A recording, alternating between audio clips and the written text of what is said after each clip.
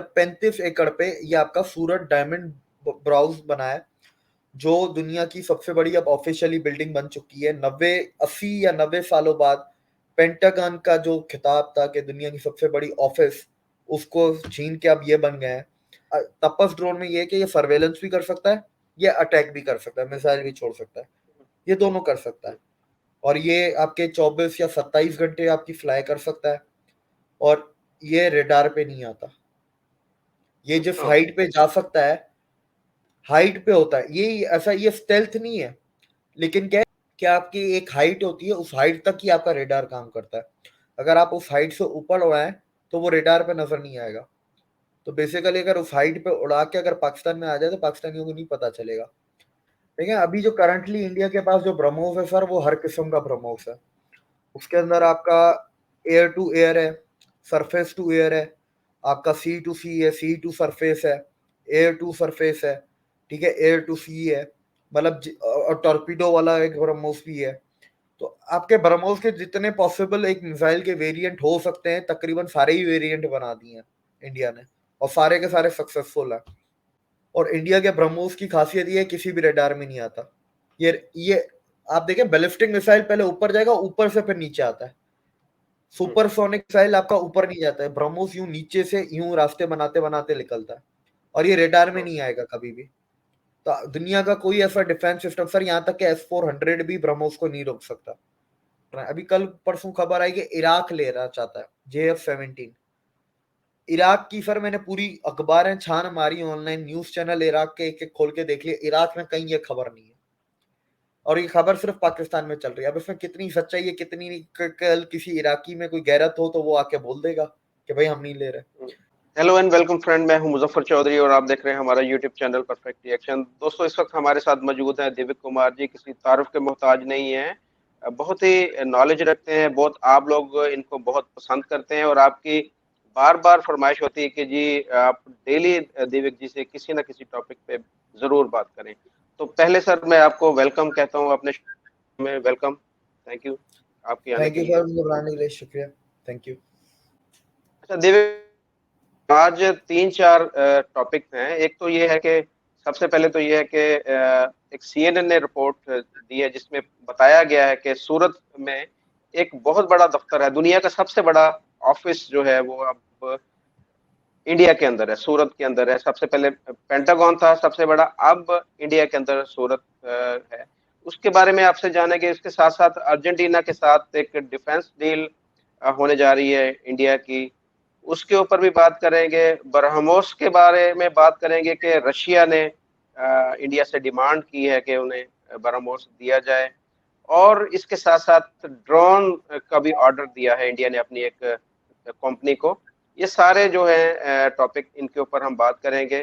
तो पहले हम बात करते हैं, सूरत की जानब जाते हैं कि सूरत में एक देखें, मुझे ये समझ नहीं आया कि इतना बड़ा एक इंडिया ने एक चीज रिकॉर्ड बनाया कि इतना बड़ा ऑफिस बनाया, लेकिन इंडिया को खुद नहीं पता कि मैंने एक रिकॉर्ड बना लिया, और अमेरिका से हमें पता चला कि जी इंडिया ने रिकॉर्ड बनाया।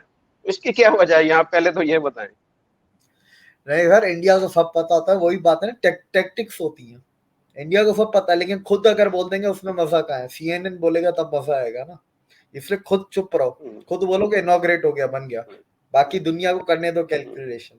ये तरीके होते हैं एडवर्टाइजमेंट के, आपको भी पता है सर ये चीज है। अच्छा, अब इसके बाद देखें ना, ये सूरत का जो है ये आपकी वो हमारे यहाँ पर मिसाल है कि काम वो है जो जिसे दुनिया बोले, ये हाँ, यहाँ पर ये मिसाल होती है। बिल्कुल बिल्कुल ऐसा ही है, ऐसा ही है। तो सर ये हुआ है कि सूरत, ये गुजरात में 3 सिटीज बना रहे हैं। एक आपको गिफ्ट सिटी का आपको पता है, एक ढोलेरा है जो स्मार्ट सिटी इंडस्ट्रियल बना रहे हैं, और ये है तीसरा ड्रीम सिटी, जिसका ड्रीम सिटी है diamond research and mercantile city. ठीक है, तो ये पूरी एक डायमंड की इंडस्ट्री जितनी भी है उसको एक कंबाइन करके एक अच्छी जगह पे, एक तरीके से समझ लें कि डायमंड इंडस्ट्रियल पार्क जैसे होता है वैसा बना रहे हैं। तो ये सूरत में बन रहा है, ये 2000 एकड़ पे बन रहा है, और ये पूरा कंप्लीटली तैयार होके जो खुलेगा वो होगा 2030 में। अब इस ड्रीम सिटी के अंदर 35 एकड़ पे ये आपका सूरत डायमंड ब्राउज बना है, जो दुनिया की सबसे बड़ी अब ऑफिशियली बिल्डिंग बन चुकी है। 80 या 90 सालों बाद पेंटागन का जो खिताब था कि दुनिया की सबसे बड़ी ऑफिस, उसको छीन के अब ये बन गए हैं। तो अब सूरत डायमंड ब्राउजर इस तरीके से समझें कि अब दुनिया में पहले क्या होता था कि दुनिया के 95% diamonds cut and polish India में होते थे, ठीक है। लेकिन इस बिल्डिंग के बाद दुनिया में डायमंड के रेट ऊपर नीचे जो हो गए ना, वो इंडिया करेगा। ट्रेडिंग, वेरी ये गुड। ट्रेडिंग ऑफिस है, इसके अंदर कोई भी फैक्ट्रीज या वर्कशॉप्स नहीं है। वो अभी बाकी ड्रीम सिटी में बनेंगी। इस 35 एकड़ में सिर्फ ऑफिस और ट्रेडिंग ऑफिस हैं आपकी। जो दुनिया से जैसे कच्चा डायमंड खरीदना है या तैयार डायमंड बेचना है या आपस में डीलिंग करनी है, ये वो है। और इसके अंदर सिर्फ 4,500 ऑफिस है और करीब 9 टावर हैं, 15-15 माले के। ग्रीन बिल्डिंग है, लीड सर्टिफाइड प्लेटिनम बिल्डिंग है ये। तो अब जैसे गिफ्ट सिटी है, गिफ्ट सिटी में जैसे कमोडिटी एक्सचेंज बनाया, क्यों? ताकि दुनिया में गोल्ड के भाव ऊपर नीचे इंडिया कर सके। हिस्सेदारी ये नहीं कि सिर्फ इंडिया ही करेगा, लेकिन अब जो पहले अमेरिका यूके करते थे, अब उसके अंदर इंडिया भी एक जुड़ गया। अब इंडिया की भी हिस्सेदारी है, इंडिया भी अपने इशारों से ऊपर नीचे कर सकता है। कमोडिटी में गोल्ड के अलावा और भी बहुत कुछ आता है, पर gold was the most important. India के लिए भी फिलहाल गोल्ड बहुत इंपॉर्टेंट है, क्योंकि उनको गोल्ड बैक करेंसी करनी है और डी डॉलराइजेशन के लिए उनको गोल्ड ज्यादा से ज्यादा चाहिए। सेम ये डायमंड का है। अब दुनिया में से डायमंड के रेट भी ऊपर नीचे इंडिया के जरिए होंगे, इंडिया की मदद से होंगे। और दुनिया में सबसे ज्यादा जो डायमंड माइन किए जाते हैं वो रशिया से किए जाते हैं, और इंडिया सबसे ज्यादा डायमंड भी रशिया से ही खरीदता है। तो अब एक ये भी कनेक्शन बैठता है जो पूरी दुनिया में एक तरीके के बीच में सैंक्शन भी लगाने की कोशिश की थी अमेरिका ने, पर इंडिया ने कहा get out, go to hell. India ने, अमेरिका ने बोला कि अब इंडिया डायमंड नहीं खरीदेगा रशिया से, ये सैंक्शन है। तेल की तरह डायमंड पे भी सैंक्शन है। इंडिया ने बोला गेट टू हेल। तो इंडिया खरीदता रहा, इंडिया को कोई फर्क नहीं पड़ता, इंडिया अपनी मगर मस्ती में चल रहा है। तो ये है कि सर अभी ऐसी सी और भी चीजें आएंगी।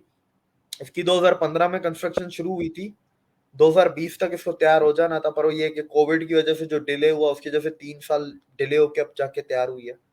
अब इसकी ओपनिंग हो गई है, फर्निशिंग वगैरह भी सारी तैयार है। बस 1 महीना लगेगा ज्यादा से ज्यादा, ऑफिस एक्टिव हो जाएंगी, काम शुरू हो जाएगा। और डायमंड का फिर आपको पता ही है, इंडिया सूरत में तो वैसे ही 95% है। फिर ये ड्रीम सिटी जो बना रहे हैं आहिस्ता आहिस्ता, इधर फिर पॉलिशिंग सेक्टर, आपका कटिंग सेक्टर और ये सारे वर्कशॉप वगैरह भी आ जाएंगे आहिस्ता आहिस्ता कर करके। अच्छा दिव्य भाई, सूरत के बारे में, यहाँ पर मैं क्योंकि फैसलाबाद के अंदर हूँ, फैसलाबाद भी टेक्सटाइल सिटी, सूरत को हम एज ए एक टेक्सटाइल सिटी देख रहे थे पहले के। एक टेक्सटाइल की बहुत बड़ी मार्केट है वहां पर, बहुत मैन्युफैक्चरिंग होती है टेक्सटाइल की। तो वो मार्केट भी कुछ इंडिया की इकोनॉमी में उसका भी है, इन्फ्लुएंस है कुछ? बिल्कुल बिल्कुल सर, सूरत आज भी टेक्सटाइल सिटी है, वो डायमंड सिटी भी है, टेक्सटाइल सिटी भी है, ठीक है। लेकिन ये है कि डायमंड का बिजनेस थोड़ा महंगा होता है ना, तो डायमंड की जो अगर वैल्यू देखें तो वो टेक्सटाइल को ओवरकम कर जाती है। तो दुनिया अब फिर क्या, 95% दुनिया का, तो ये एक परसेंटेज ऐसा है ना, लोगों के मुंह पे डायमंड डायमंड चढ़ा हुआ है। नहीं तो टेक्सटाइल सिटी भी है, और इस ड्रीम सिटी में टेक्सटाइल यूनिवर्सिटी भी खोलने वाले हैं, कि वो प्योरली टेक्सटाइल यूनिवर्सिटी होगी, कि टेक्सटाइल की मशीनें कैसे बनाए जाएं, नए कपड़े कैसे बनाए जाएं, डिजाइनिंग, जितने भी टेक्सटाइल के अलग अलग किस्म की टेक्नोलॉजीज हो या डिजाइनिंग वगैरह होती है, उसकी एक पूरी एक प्रॉपर यूनिवर्सिटी भी ड्रीम सिटी में, वो भी अंडर कंस्ट्रक्शन है। वो 2024 की एंड या 2025 की शुरुआत में जाके खुलेगी। तो ये देखिए, इंडिया में आप टेक्सटाइल सिटी किसी एक को नहीं बोल सकते, ऐसे तो फिर आपको कोलकाता को भी बोलना पड़ेगा। इंडिया में सर एक चीज के नहीं बनते ना कपड़े। कोलकाता की साड़ियां जो होती हैं वो अब पता नहीं क्या कहते हैं टेक्निकल टर्म, अब वो तो महिलाओं को पता होगा, हमें कहाँ से पता। लेकिन अब वो कोलकाता की जो साड़ियां, एक स्पेशल साड़ियां आती हैं, वो बहुत महंगी होती हैं। इसी तरह बनारसी अगर आप साड़ी? बनारसी, और बनारसी के अलावा भी एक और होती है, वो अलग होती है, वो कोलकाता की बनारसी है, तो वो आपके बनारस यूपी में, कांजीवरम है, जो सिल्क की साड़ियां होती हैं, इसकी जी। शुरुआत ही सर लाखों में होती है, वो आपकी नीचे तमिलनाडु और साउथ कर्नाटका वगैरह में बनती है। तो वो भी टेक्सटाइल है, वो भी टेक्सटाइल है, वो भी टेक्सटाइल, सारे ही टेक्सटाइल है। टेक्सटाइल में एक चीज तो अब है नहीं। अच्छा देविक भाई, आगे दूसरे टॉपिक पे चलते हैं हम। ड्रोन, ड्रोन को लेकर आजकल जो जदीद दौर है, आपको पता है कि कुछ बहुत ज्यादा इसके ऊपर रिसर्च हो रही है। हर मुल्क ये चाहता है कि जदीद से जदीद ड्रोन बनाया जाए। इंडिया में अब जैसे कि पता चला है कि ड्रोन काफी ज्यादा यहाँ पर इंडिया के अंदर रिसर्च भी हो रही है, और इंडिया इसको कामयाबी के साथ इसको बना भी रहा है। और इंडियन गवर्नमेंट ने ऑर्डर भी दिया है निजी कंपनी को, एक को। तो इसके ऊपर जरा बताएं कि इंडिया के अंदर जो ड्रोन बन रहे हैं, वो किस मेयार के हैं दुनिया में, उसका क्रेडिबिलिटी कैसी है, आया के टॉप 5 में इंडिया जो है वो आता है इसमें रैंकिंग में? देखिए, ड्रोन तो आजकल दुनिया में बहुत किस्म के कामीकाजी ड्रोन हैं, तो सर्वेलेंस ड्रोन है, तो नेवी का अलग होता है, एयरफोर्स का अलग होता है। एक सिर्फ सर्वेलेंस के हैं, कुछ अटैक के होते हैं। इंडिया ने कामीकाजी ड्रोन्स के ना वो बना लिया, टाटा वालों ने बनाए थे, जिसको मॉनिटरिंग लिटरिंग या मॉनिटरिंग एम्यूनेशन ऐसा कुछ कहते हैं, इंडिया के टेक्निकल टर्म में वो कहते हैं। बेसिकली वो कामीकाजी है। तो टाटा एडवांस सिस्टम्स ने जी। बना के हैंडओवर भी कर दिया, एलएसी भी डिप्लॉयड है वो चाइना के बॉर्डर पे। अभी जो इंडिया ने 10,000 करोड़ का 97 ड्रोन्स का ऑर्डर दिया है हिंदुस्तान एरोनॉटिकल लिमिटेड को। अभी महीना डेढ़ पहले ही तपस ड्रोन जो इंडिया का है उसकी टेस्टिंग हुई, वो बहुत सक्सेसफुल हुआ। अगर उसको वर्ल्ड लेवल पे कंपेयर किया जाए तो वो टर्की का जो बख्तियार ड्रोन है उससे वो ज़्यादा केपेबल है, उससे ज़्यादा एफिशिएंट और इफेक्टिव है बख्तियार ड्रोन से। क्योंकि तपस ड्रोन से पहले दुनिया में बख्तियार ड्रोन की बहुत बातें हो रही थी और बख्तियार ड्रोन के बहुत सारे ऑर्डर भी टर्की को मिले हैं। करीब करीब आप समझे 42 मुल्कों से टर्की को ऑर्डर है बख्तियार ड्रोन के। तो अब ये आपके इधर आ गए। अच्छा, इसके बाद आपके देखिए ये 10,000 करोड़ के 97 ड्रोन है। ये तपस ड्रोन में ये है कि ये सर्वेलेंस भी कर सकता है, ये अटैक भी कर सकता है, मिसाइल भी छोड़ सकता है, ये दोनों कर सकता है। और ये आपके 24 या 27 घंटे आपकी फ्लाई कर सकता है। और ये रेडार पे नहीं आता, ये जिस अच्छा। हाइट पे जा सकता है, हाइट पे होता है ये, ऐसा ये स्टेल्थ नहीं है। लेकिन क्या है कि आपकी एक हाइट होती है, उस हाइट तक ही आपका रेडार काम करता है। अगर आप उस हाइट से ऊपर उड़ाएं तो वो रेडार पे नजर नहीं आएगा। तो बेसिकली अगर उस हाइट पे उड़ा के अगर पाकिस्तान में आ जाए तो पाकिस्तानियों को नहीं पता चलेगा। सेम जैसे आपके अमेरिका के प्रीडेटर ड्रोन्स हैं। प्रीडेटर ड्रोन सर जी आपके स्टेल्थ नहीं है, लेकिन क्या है वो इतनी हाइट पे उड़ते हैं कि पता ही नहीं चलता। वो हाइट का एडवांटेज लेते हैं। ठीक है, तो जी। आपका स्टेल्थ नहीं है। स्टेल्थ डीआरडीओ एक अलग बना रहा है, घातक यूएवी वो बना रहा है। वो भी आपका प्रोटोटाइप वगैरह टेस्ट वेस्ट भी हुआ है, लेकिन अभी तक कमीशन वमीशन नहीं हुआ, तो उसमें टाइम लगेगा। वो स्टेल्थ ड्रोन है, वो प्रॉपर एक स्टेल्थ होगा। वो लो लेवल पे भी फ्लाई करेगा तो आपको पता ही नहीं चलेगा, आवाज ही नहीं आएगी, अंधेरे में तो आपको दिखेगा भी नहीं। क्योंकि उसके अंदर जेट इंजन तो होते नहीं है कि पीछे आपको वो आग वाग वो नजर आए। तो ये अलग चीज है इसके अंदर। बिल्कुल सही। अच्छा, इसके साथ साथ हम आगे अब बढ़ते हैं, ब्रह्मोस मिसाइल की बात करें तो वो भी इंडिया का देखें, एक जैसे एक नाम है ब्रह्मोस मिसाइल का पूरी दुनिया के अंदर। इस मिसाइल को जो है बहुत ज्यादा एक इफेक्टिव मिसाइल माना जा रहा है। इसके लिए अब रशिया ने और डिमांड की है कि मुझे ब्रह्मोस जो है वो दिया जाए। इसके बारे में जरा डिटेल बताइएगा कि ब्रह्मोस में आप, जैसे कि आपसे मेरी बात हो रही थी, आपने बताया कि वो पहले ही वो स्टेक होल्डर भी हैं रशियन। तो वो कैसे, जो चीज एक बन रही है पहले उसमें उनका हिस्सा नहीं था जो इंडिया के अंदर बन रही है, वो क्यों उन्होंने डिमांड अलग से की है कि मुझे भी ब्रह्मोस दिया जाए? और ब्रह्मोस के बारे में जरा बताइएगा भी, स्पीड। इसकी रेंज के मतलब भी बताइएगा, कितनी इसकी रेंज है? देखिए, अभी जो करंटली इंडिया के पास जो ब्रह्मोस है सर, वो हर किस्म का ब्रह्मोस है। उसके अंदर आपका एयर टू एयर है, सरफेस टू एयर है, आपका सी टू सी है, सी टू सरफेस है, एयर टू सरफेस है, ठीक है, एयर टू सी है। मतलब और टॉर्पीडो वाला एक ब्रह्मोस भी है। तो आपके ब्रह्मोस के जितने पॉसिबल एक मिसाइल के वेरिएंट हो सकते हैं, तकरीबन सारे ही वेरिएंट बना दिए हैं इंडिया ने, और सारे के सारे सक्सेसफुल है। ब्रह्मोस की सर जो अभी करंट लैंड डिस्टेंस है, ठीक है, वो है आपका 300 किलोमीटर। और वो सुपरसोनिक है। सुपरसोनिक है तो इसकी स्पीड है साउंड से 3 गुना ज्यादा। जो 2.9 मैक ऑफिशियली है, पर ये 3 मैक तक जाता है। ऑफिशियली 2.9 मैक है इसकी। ठीक है, इसके अलावा देखिए ब्रह्मोस की जो खासियत है, पूरी दुनिया में ब्रह्मोस क्यों इतना मशहूर है, या इंडिया का इसको BrahMos sir, br is for Brahmastra. ठीक है, one of the deadliest weapon in Hindu culture और Hindu stories. And Mos is for Russian company जिसका नाम मैं नहीं बोल पाऊंगा, उसका नाम बड़ा मुश्किल है। माशियोनो तो त्रोसियानिया। ठीक है, तो उसका मॉस उठा लिया, यहाँ से ब्रह्मास्त्र का ब्र उठा लिया। तो इंडिया की इसके अंदर 51% पार्टनरशिप है जो ब्रह्मोस एरोस्पेस कॉर्पोरेशन है, और 49% रशिया की पार्टनरशिप है। अभी रिसेंटली इंडिया ने ब्रह्मोस 2 भी वो किया था, टेस्ट किया था। उसका। ब्रह्मोस 2 कहते हैं ये हाइपरसोनिक है, ये 5 मैक से भी ऊपर होगी इसकी स्पीड। वाह। और इंडिया के ब्रह्मोस की खासियत ये है किसी भी रडार में नहीं आता। ये आप देखें बैलिस्टिक मिसाइल पहले ऊपर जाएगा, ऊपर से फिर नीचे आता है। सुपरसोनिक मिसाइल आपका ऊपर नहीं जाता है, ब्रह्मोस यूं नीचे से यूं रास्ते बनाते बनाते निकलता है, और ये रडार में हाँ, नहीं आएगा कभी भी। तो दुनिया का कोई ऐसा डिफेंस सिस्टम सर, यहाँ तक कि S-400 भी ब्रह्मोस को नहीं रोक सकता। S-400 भी ब्रह्मोस को नहीं रोक सकता यहाँ तक के। और S-400 दुनिया का अभी करंटली सबसे बेस्ट वो है।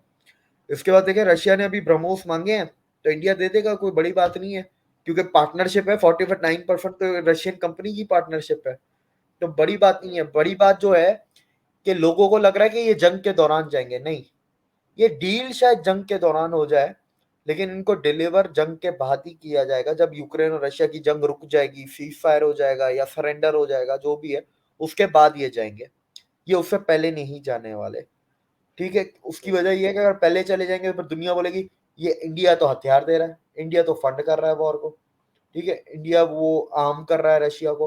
तो इंडिया के नॉन अलाइंड मूवमेंट के जो उस स्टैंड को वो नुकसान पहुंचाता है। अब वेस्टर्न रिपोर्ट्स या वेस्टर्न थिंक टैंक्स या जैसे सिप्री का डेटा है, वो कहता है कि इंडिया के पास 14,000 ब्रह्मोस हैं। अब चाइना वाले कहते हैं 80,000 है। तो अब चाइना वालों को तो छोड़ दें, उनका नंबर थोड़ा मुझे अजीब ही लगता है, तो 14,000 को भी पकड़ के चले तो 1,000-1,200 कितने मांग लेगा रशिया, उठा के दे देंगे। अब इसमें इंडिया का क्या फायदा है? मैं कहता हूं अगर इंडिया ब्रेक के विन पे भी दे, 1 रुपया भी ना कमाए और रशिया को ब्रह्मोस दे देता है, ठीक है, कॉस्ट पे जितने का पड़ा उतने का दे दिया, दुनिया की x super power, current military super power India का ब्रह्मोस मिसाइल लेती है। तो आप ये सोचें कि दुनिया के कितनी डेवलप कंट्रीज इंडिया के पास ब्रह्मोस लेने आएंगी, या इंडिया के दूसरे वेपन लेने आएंगी, T-90 भीष्मा टैंक है इनके, या दूसरे जो इनके ड्रोन, जैसे तपस ड्रोन हो गया, बख्तियार से बेहतर हो गया, अभी जैसे इंजन बना रहे हैं। तो दुनिया कितनी आएगी, उसके बाद कस्टमर कितने आएंगे, तो एक को अगर आप कॉस्ट पे दे भी दो तो बाकियों से आप कमा लोगे। ये एक फायदा है रशिया के साथ, उसका नाम आएगा कि रशिया ने खरीदे। कौन रशिया? जो मिलिट्री सुपर पावर है, जिससे अमेरिका भी खौफ खाता है कि रशिया को नहीं छोड़े और रशिया पे हमला डायरेक्ट नहीं करना, घूम फिर के हमला करेंगे, जिससे अमेरिका भी बिल्कुल खौफ सही। खाता है। बिल्कुल सही। अच्छा, एक और भी खबर है, सारी खबरें जो अर्जेंटीना के डिफेंस मिनिस्टर भी इंडिया आए और उन्होंने भी डिमांड की है कि उन्हें भी दिया जाए गोला बारूद, असला, जहाज वगैरह, हर चीज जो है, फाइटर जेट, ये सारा कुछ वो भी मांग रहे हैं। तो किधर किधर इंडिया ये सप्लाई करेगा? अब इंडिया को तो बहुत ज्यादा ऑर्डर आने शुरू हो गए हैं। अगर रशिया भी मांगना शुरू कर दिया, अर्जेंटीना, इस तरह बहुत सारे ममालिक हैं वो मांग रहे हैं इंडिया से, तो इंडिया फिर ये इतनी सप्लाई दे पाएगा इन ममालिक को सबको? और ये अर्जेंटीना के बारे में बताइएगा कि वो क्या क्या मांग रहे हैं इंडिया से। देखिए अर्जेंटीना इंडिया से आपके तेजस मांग रहा है और प्रचंड मांग रहा है हेलीकॉप्टर, जो अटैक हेलीकॉप्टर है। फिलहाल ये दो चीजें, जिस डील की वैल्यूएशन करीब 8,500 करोड़ तक बैठती है। लेकिन अब आगे और कितना होता है ये पता नहीं, क्योंकि जो मैं खबर देख रहा था कल, अर्जेंटीना के डिफेंस मिनिस्टर ये ड्रोन देखने भी जाएंगे, तपस ड्रोन। अब पता चले कि कल तपस ड्रोन भी बोला ये भी शॉपिंग लिस्ट में ऐड कर दो, ये भी हमें दे दो 3-4।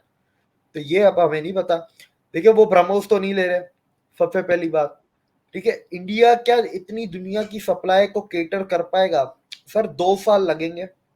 फिलहाल ये 2 साल इंडिया के लिए मुश्किल है, लेकिन 2 साल के बाद तो सर इंडिया चाहे अमेरिका जितना मांगे, अमेरिका जैसे मुल्क को भी सप्लाई कर सकता है। क्वांटिटी की बात कर रहा हूँ, क्योंकि अभी इंडिया में करीब 4 डिफेंस पार्क आपके बन रहे हैं।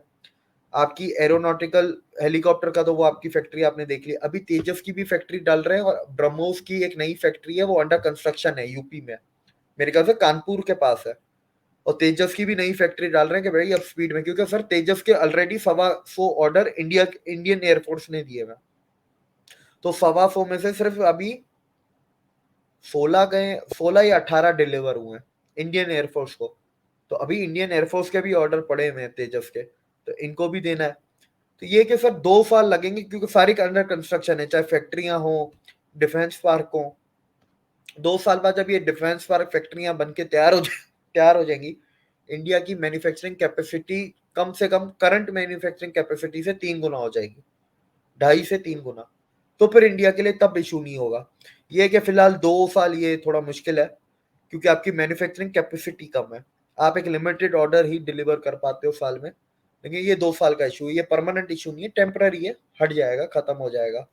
और देखें ये इंडिया ने तो फिर ये आपको हमने जैसे हमने लास्ट टाइम भी बात की थी कि इंडिया ने जिस तरह अपने मिलिट्री अटैचेस को, जो रिटायर्ड डिफेंस पर्सनल्स हैं, एयरफोर्स नेवी और आर्मी के रिटायर्ड हैं, उनको फिर पूरी आपने डिप्लोमेटिक ट्रेनिंग देके दुनिया भर की एम्बेसीज में आपने मिलिट्री अटैचे बना के भेजा कि भाई आप जाओ उधर, आप इंडिया की डिफेंस का माल बेचो। जाहिर सी बात है सर, आपका डिप्लोमेट थोड़ा बेच पाएगा, टेक्निकल चीजें वो डिफेंस मिनिस्टर से कैसे बात करेगा। मिलिट्री वाला किसी भी डिफेंस मिनिस्टर को या आर्मी चीफ को किसी के मुल्क को भी आराम से समझा सकता है, अच्छी प्रेजेंटेशन दे सकता है। तो ये जाके वो करेंगे, और सारे डिप्लॉयड है। आप देखें अफ्रीका से कितने ऑर्डर हैं, अभी आपका युगांडा में भी कोई मिग जहाज है, उसे इंडिया रिपेयर कर रहा है, सर्विस और मेंटेनेंस। मलेशिया में भी कोई इंडिया रशिया के मिग जहाज हैं, उसे भी इंडिया रिपेयर और मेंटेनेंस कर रहा है। ठीक है, इंडिया सुखोई इंडिया वैसे खुद बनाता है, इंडिया के जितने भी सुखोई हैं जो 300 के करीब हैं, वो इंडिया ने खुद ने बनाए। तो वो टेक्नोलॉजी ट्रांसफर रशिया ने कर दी थी, रशिया से बन के नहीं आए थे। तो सर ये चीजें इंडिया दूर की सोच रहा है वो, और वो आहिस्ता आहिस्ता करके चल रहा है। वही बात है ना कि इंडिया हाथी है, वो स्लो स्लो करके चलता है, लेकिन हाथी पे शेर भी हमला नहीं करता। तो मैं कहता हूँ जंगले जंगल के शेर होने से अच्छा है जंगल का हाथी बनो, जिसपे शेर भी हमला ना कर सके। बिल्कुल सही। अच्छा, आपने बात की कि इंडिया सुखोई जो है वो खुद अब रिपेयर भी कर रहा है और बना भी रहा है, टेक्नोलॉजी रशिया से ले ली। हम अगर बात करें F-16 की, तो पाकिस्तान ने पता नहीं कब से ये अमेरिका से खरीदे हुए हैं। अब मुझे तो पता चला है काफी सारे जो F-16 हैं वो ग्राउंड भी हो चुके हैं, क्योंकि उनकी रिपेयरिंग पाकिस्तान नहीं कर पा रहा। तो ये पाकिस्तान क्यों टेक्नोलॉजी नहीं ले रहा अमेरिका से, या उनको रिपेयर खुद क्यों नहीं कर रहा? हमारे भी तो यहाँ पर इस तरह की वर्कशॉप वगैरह तो हैं डिफेंस की, तो वहां पर F-16 रिपेयर क्यों नहीं हो रहे? इसमें देखें ना, इसमें दो तीन चीजें हैं। पहले तो आप हम F-16 की बात करते हैं, पाकिस्तान के पास कोई 86 F-16 है, थे या हैं। ठीक है, 83 में आए, फिर कुछ 88 में आए, फिर कुछ 91 में आए, 3 किस्तों में आए। फिर 2013-14 में ये ज़रबे अरब वगैरह ये जो ऑपरेशन हुए थे, इसके अंदर सर इन जहाज़ों को इतना उड़ा दिया है, इतना उड़ा दिया कि इनके फ्लाइंग आवर्स खत्म हो गए। इंजन की लाइफ जो होती है ना, इंजन की जी। लाइफ का 90% ये उड़ा चुके हैं। अब कोई 10% ही बचा है, या मैं कहूँगा उससे भी कम बचा है। और आपके करीब 9-10 जहाज तो आपके F-16 गिरे भी हैं। ठीक है, खत्म भी हो गए कुछ आपके मेंटेनेंस के जैसे। तो आप समझेंगे आपके पास करीब 50 के करीब बचे हैं F-16। अब पाकिस्तान इसकी मेंटेनेंस क्यों नहीं कर पाता? पहली बात तो आप बाहर से करवा नहीं सकते, क्योंकि आपके पास पैसों की कमी है। अब दूसरी बात कि आपको टेक्नोलॉजी क्यों नहीं मिलती? अमेरिका सर यूरोप को नहीं देता, अमेरिका फ्रांस और यूके को टेक्नोलॉजी नहीं देता, तो पाकिस्तान को देगा? आप इसका अंदाजा लगाएं। ये इंडिया को टेक्नोलॉजी देके इतनी बड़ी खबर क्यों बनी? बड़ी खबर इसलिए बनी क्योंकि अमेरिका यूके और फ्रांस को नहीं देता, तो इंडिया को दे दी, इसलिए ये इतनी बड़ी खबर है। अमेरिका किसी को नहीं देता अपनी टेक्नोलॉजी, और पाकिस्तान जैसे मुल्क को तो बिल्कुल भी नहीं देगा। अब इसके अंदर मैं चौथी बात पे आता हूँ। फॉर एग्जाम्पल कल कोई भी टेक्नोलॉजी मिल गई, अमेरिका की मिसाइल की मिल गई, ड्रोन की मिल गई, आपको फाइटर जेट की मिल गई, किसी भी किस्म की मिल गई, पाकिस्तान में वो काबिलियत है कि वो उस टेक्नोलॉजी का कुछ कर सके देखने के अलावा? वर्कशॉप्स हैं सर, आपके जे साइंटिस्ट सेवन पाकिस्तान के इतने काबिल नहीं है। नहीं है। साइंटिस्ट नहीं चाहिए आपको, इंजीनियर चाहिए। इस काम में इंजीनियर चाहिए, साइंटिस्ट तो आपकी इन्वेंशन इंजीनियर। करेंगे ना। तो देखिए इंजीनियर आपकी, पाकिस्तान में हमने उस दिन भी बात की थी ना आईआईटी वाली वीडियो में, कि पाकिस्तान में इंजीनियरिंग कॉलेजेस में वर्कशॉप ही नहीं है, तो ये इंजीनियर कैसे होगा? तो ये वही चीज है, आपके नहीं है इतने काबिल। आपको पहले ट्रेनिंग लेनी पड़ेगी, अब ट्रेनिंग फिर आपको अमेरिका से लेनी पड़ेगी। क्या अमेरिका पाकिस्तान के लोगों को अपनी टेक्नोलॉजी की ट्रेनिंग देगा? अब इधर एक ये और मसला आ जाता है। ठीक है, टेक्नोलॉजी ट्रांसफर के अलावा भी। अच्छा, अब इसमें एक और, अब पांचवी चीज पे मैं आता हूँ कि लॉकहीड मार्टिन का भी आपने सुना था ना, अमेरिका ने $400 मिलियन का पैकेज दिया कि F-16 को अपग्रेड वगैरह करो, लॉकहीड मार्टिन करेगा। सर लॉकहीड मार्टिन करेगा, वो पैसे पाकिस्तान को तो नहीं आए, वो तो लॉकहीड मार्टिन को ही गए, अमेरिका के अंदर अंदर ही। ठीक है, वो अपग्रेड हो गए। आपको पता है कि एक एवरेज F-16 की लाइफ क्या है? अगर उसको तरीके से भी उड़ाया जाए तो उसकी कितनी उम्र है एक एवरेज F-16 फाइटर जेट की? अंदाजा होता है। अंदाजा होगी कोई, ये समझ लें कोई। चले 10 साल लगा ले। 40 साल। 40 साल है। 83 में लिए थे, 2023 में हम बैठे हुए हैं। 40 साल हो गए।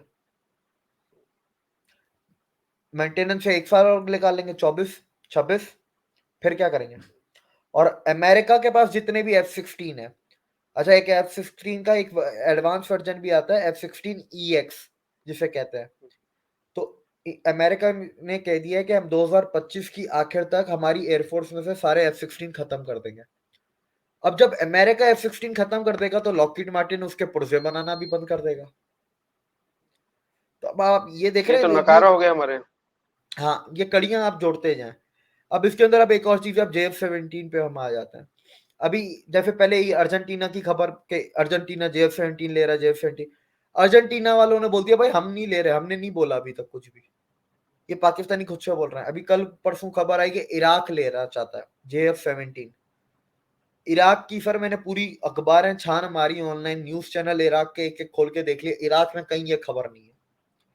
और ये खबर सिर्फ पाकिस्तान में चल रही है। अब इसमें कितनी सच्चाई है कितनी नहीं, कल किसी इराकी में कोई गैरत हो तो वो आके बोल देगा कि भाई हम नहीं ले रहे। हम्म, अब आपको पता है JF-17 हमने कितने मुल्कों को बेचा है? पाकिस्तान ने। पाकिस्तान तो बोल रहा था ये बहुत ज्यादा ऑर्डर मिले हमें, एशिया से भी बहुत मिले, अफ्रीका से भी तीन मिले। 3 मुल्क बस। बस। म्यांमार में गए, म्यांमार में आपके कोई गए 10-12 जेट, ठीक है, जी। ग्राउंडेड है उसमें से 6, कि वो 6 खराब हो चुके हैं। नाइजीरिया में आपने 3 F-17 बेचे हैं, तीनों की तीनों ग्राउंडेड है, तीनों की तीनों खराब है। तीसरा जो मुल्क है वो है आपका खुद का पाकिस्तान, जिसको आपने बेचा, पाकिस्तान की एयरफोर्स को। तो आप पाकिस्तान की एयरफोर्स में भी आपका 50% से ज्यादा आपकी JF-17 की फ्लीट ग्राउंडेड है। और आपको बता दूं JF-17 तेजस से सस्ता है। मतलब कोई 19-20 का फर्क नहीं है, अच्छा खासा फर्क है, 15-18 मिलियन डॉलर सस्ता है। पर दुनिया सर हथियार जब लेती है ना तो वो पैसों को नहीं देखती, वो क्वालिटी को देखती है। और अगर आप टेक्निकल टर्म्स पे जाएंगे ना, जो फ्लाइंग रेशो, टर्निंग रेशो जो होता है, इंक्लाइन होता है, फ्लीट सीलिंग होती है, स्पीड हो गई आपकी, और आपके अंदर फीटर कितने हैं, मिसाइल कितने कैरी कर सकता है, मैन्यूरेबिलिटी में आपकी कितनी, वो एजिलिटी कितनी है, जो टेक्निकल बातें जितनी भी होती है उसके अंदर आपका तेजस JF-17 से 1000 गुना बेहतर है। अब इसके अंदर एक और चीज है, आपके JF-17 में रशियन इंजन लगता है, चाइनीज इंजन नहीं लगता। और रशिया ने वो हाँ, इंजन देने से मना कर दिया चाइना को। ये अंदर की बात है सारी। तो फिर पाकिस्तान अब आगे कहाँ से लेगा हथियार? चाइना से लेगा फिर?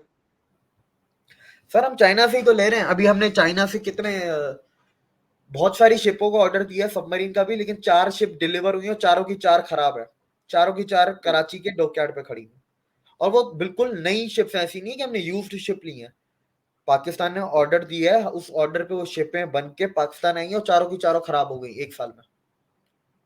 और ये पाकिस्तान की खुद की खबर है।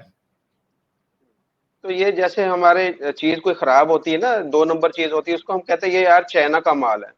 तो इसका मतलब चाइना का माल ऐसा ही होता है सारा? सर वो खुद भी तो ऐसे ही है, तो माल भी ऐसे ही है। आप ये देखे ना, हमारा ये ब्रह्मोस आ गया ना, आपके डिफेंस सिस्टम क्या करे? वो उड़ी उड़ी बातें करते हैं पाकिस्तानी। हमें पता था कि इसके अंदर वॉर हेड नहीं है, इसीलिए हमने शूट नहीं किया। दुनिया का कोई भी डिफेंस सिस्टम नहीं बता सकता कि इसके अंदर वॉर हेड है कि नहीं है। वो ये बताता है कि ये इधर इधर जा रहा है, ये इसकी स्पीड है, बस इतना बताता है। और ये भी क्रूज मिसाइल था। अगर बैलिस्टिक मिसाइल होगा तो वो आपको डेस्टिनेशन भी बता देगा कि इसका ये इधर जाके फटेगा। अच्छा, देविक भाई, एक मिसाइल जो पाकिस्तान के ऊपर आकर गिरा था कुछ महीनों पहले खानेवाल के अंदर, वो कैसे गिरा था? वो अगर इतनी एडवांस टेक्नोलॉजी है ब्रह्मोस की, तो वो कौन सा मिसाइल था जो ऐसे गलती से आकर पाकिस्तान के ऊपर गिर सर वो गया? ब्रह्मोस ही था। वो 3 लोगों की गलती थी, उन 3 लोगों को सस्पेंड भी कर दिया गया। सस्पेंड नहीं, जी। सॉरी, टर्मिनेट कर दिया गया है। और उन तीनों के हम्म, नाम भी पब्लिकली अवेलेबल है, शक्लें भी अवेलेबल है।